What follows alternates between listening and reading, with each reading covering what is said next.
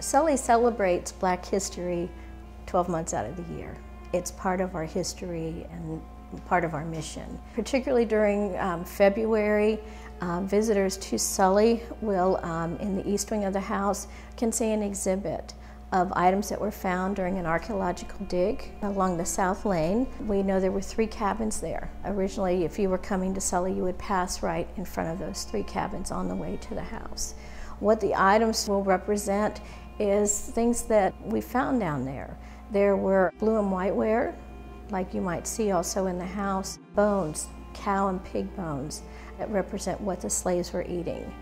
There was a coin, an 1806 Liberty coin, found there. So it shows what type of items they had, what they might have been making or using down there, and the fact that some slaves were able to earn some money.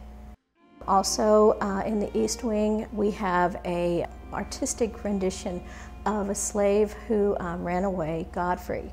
In 1807, he ran away, and so we worked with an artist, and we took it based upon the runaway ad and a little artistic license, and did a picture.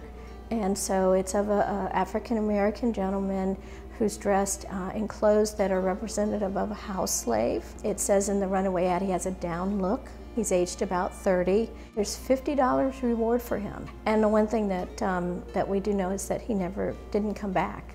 He didn't return, so possibly he found freedom. To get more information about Sully and the enslaved community, you visit our website or come out for a tour.